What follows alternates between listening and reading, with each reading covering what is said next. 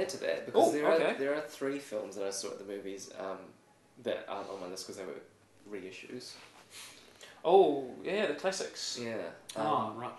Donnie Darko, 10th anniversary screening. Still got the tingles. Yeah. It was interesting because I haven't watched it because I remember when it first came out. I watched it. I saw it at the festival. Yeah. Blew us all away. And then watched it at the movies and at home, like pretty constantly. Yeah.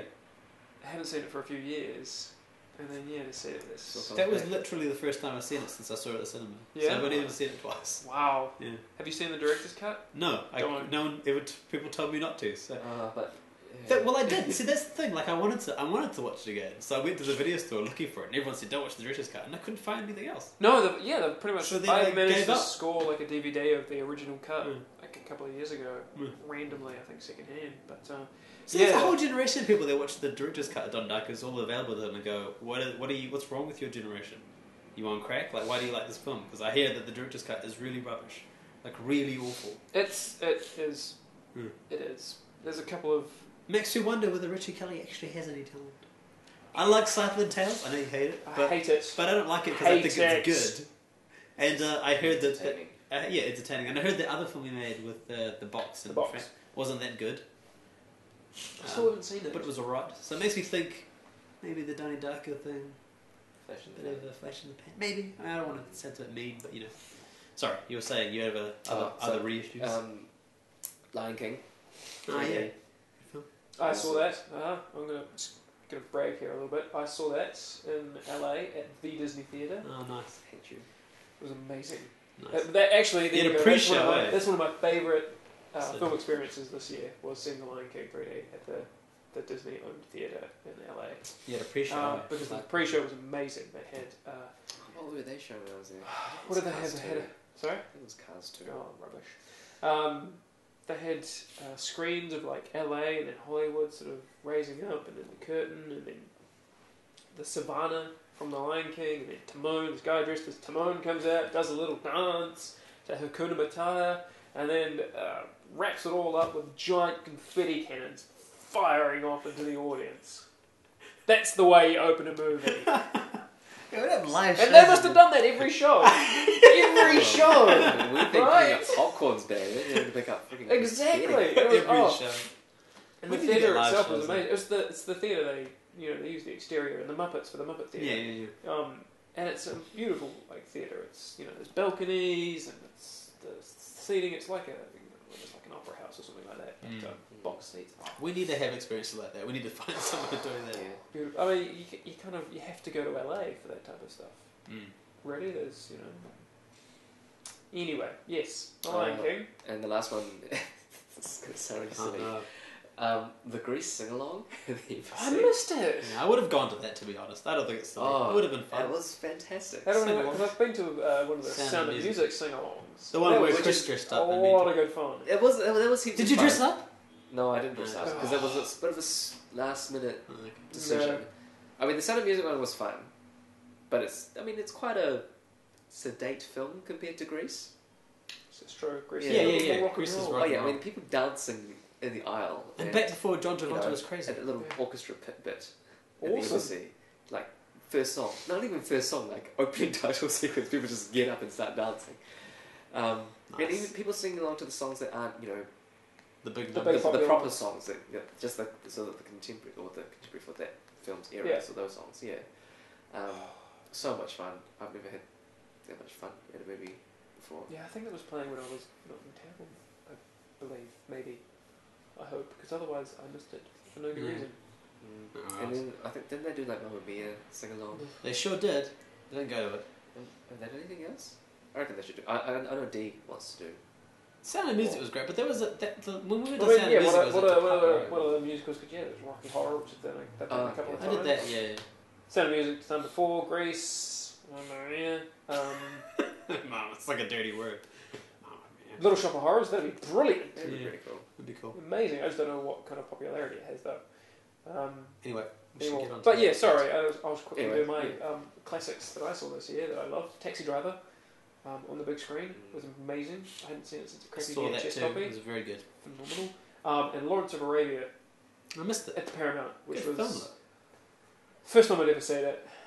I don't want to see it anywhere else other than on a cinema screen because it's that type of movie. Yeah. It's epic. I'll throw in La Dolce Vita in there as well. That was very nice to see on the big screen. Yes. Lolita. La Dolce Vita. La Dolce Vita. Yeah. Bloody long film though. I've never seen it. I wasn't too sure what to expect, but there you go. You seen it too? Yes. Oh yeah. absolutely. That's why you were a bit excited. Yeah. It's what I love most about going to the movies is going to see classic films. And we'll probably have another podcast about classic films and They haven't done another one how this digital year. cinema could be affecting that. They did it last year, but they didn't do one this year. I mean, 2010. They didn't do a proper classics screenings. Yes. Yeah, they do one. But Worst experience. as for 2011, worst experiences for you guys. Worst films, worst experiences in theatre. I just had a quick look at the films that I saw, and the one I rated the lowest was Sucker Punch. Wow, Sucker Punch. Didn't see it. Yeah. You just hated it, or Just to the side, Chris keeps a Excel document spreadsheet of every single film he sees. Ain't already did. No, organised. Okay, organised. I have a organised. notebook. And it helps me So, to recollect films Yeah. for occasions like this. That's true. I can't do it. I don't. Yeah, my recollection is poor. I have a notebook as well as the blog. See, I've got notebooks for about 3 years that I need to transfer. Can you pass me that for a minute? Just for a second. Please don't rip it or anything. No. Precious. I'd like to point out to the audience at home that this is a Transformers notebook. In fact, every single page inside has the word Transformers written at the top of it, just in case you forgot. Thanks, Rajeev. I just did not like Sucker Punch. Fair enough. It was a pretty film. Haven't seen it. Yeah. But I heard that she was a sexually assaulted character, and yet in her fantasy she dressed up like a sex object. It was very To me, it seems a bit confused. weird. It was very confused. It was trying to be about girl power sort of thing, Yeah, like empowering. But with titties! Yeah, exactly. Yeah. Girl Anyway, power with I didn't see slutty it. outfits. Can't sort of comment. thing. Don't know. There was a couple of great action sequences, Yeah. but I should have known though, because Vanessa Hudgens is in it. And I think she's in it as good. Okay, It's a bit so rough. that was your lowest rated film. Yeah, and then there were a couple of films in the festival. The Position Among the Stars or something like that. You saw Oh, the that one, didn't you? document. Was that a. No. Oh, yes. Oh. Did I? I have no idea. I Yeah. didn't see it. What was it about?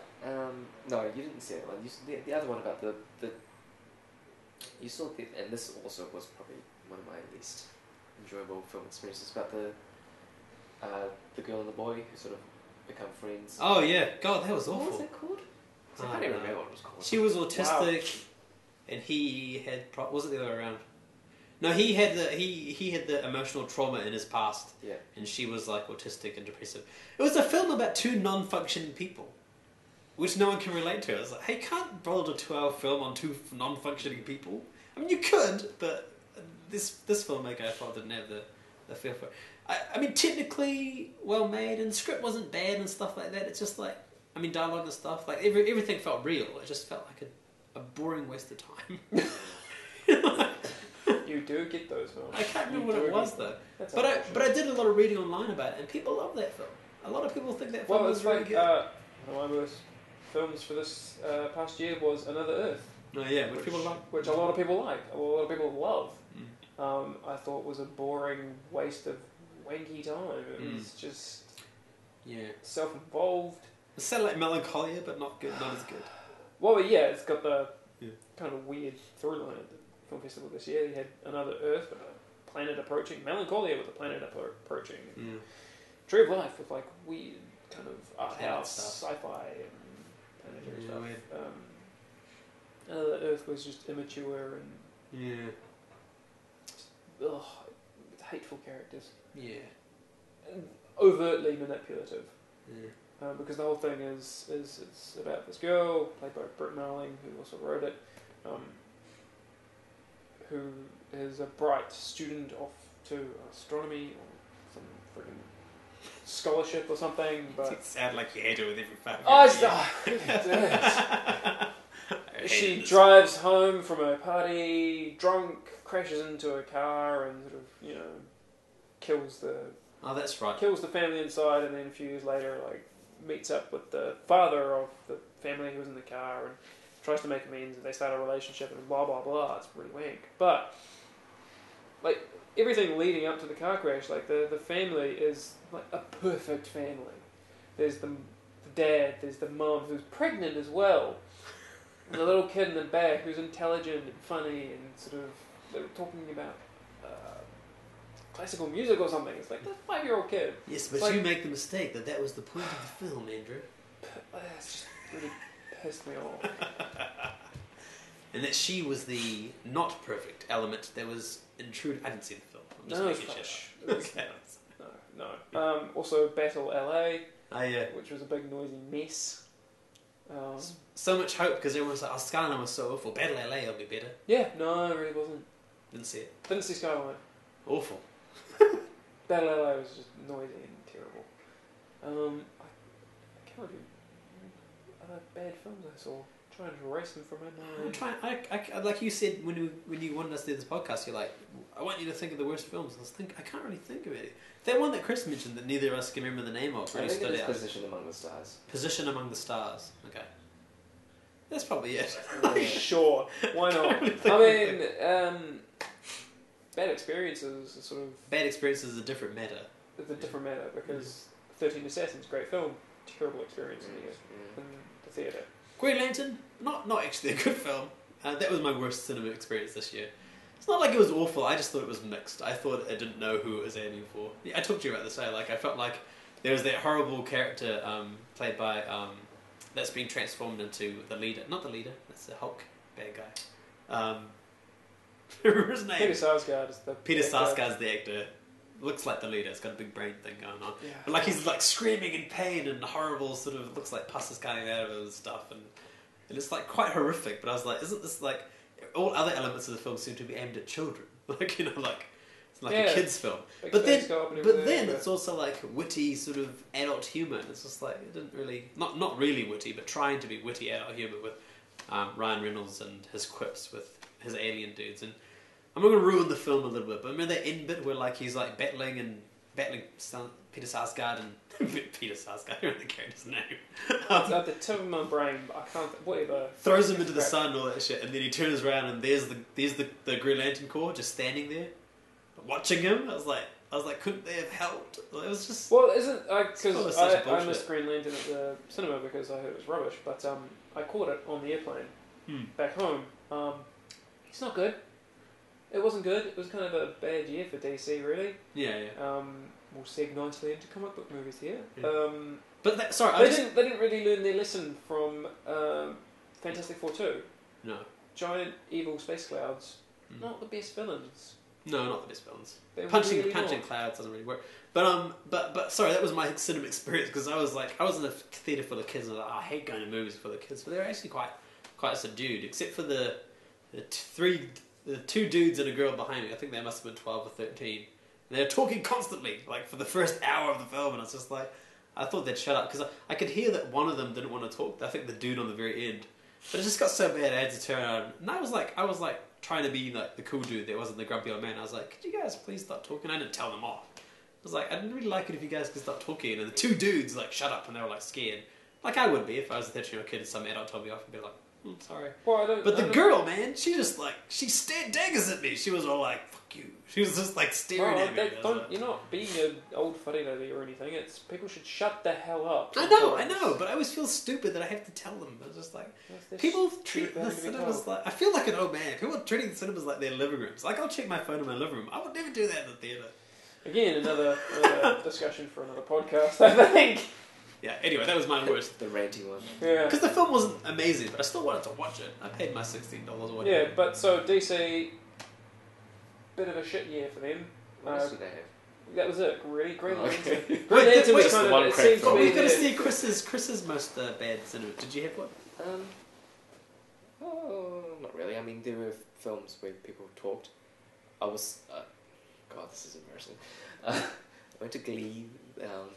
the 3D concert experience. Chris went and saw Glee at the cinema. And the girls next to me just talked constantly. And sorry, I've just kind of shut off everything about Glee. What do you expect, really? It's like the Glee audience talking. Yeah, but... Were they talking about the film? No, that's the thing. They weren't talking about the film at all. They weren't talking about the film. They were checking their phones. I mean, all their friends are there. Do you tell them off? Are they texting friends that aren't in the movies, or this is what you're missing out on? No, they're texting each other. That's what they do. Yeah. Sitting next to each other, texting. Yeah. Ridiculous. But one of the parents was with them, Rolf. and you kind of want to, say something to the parent.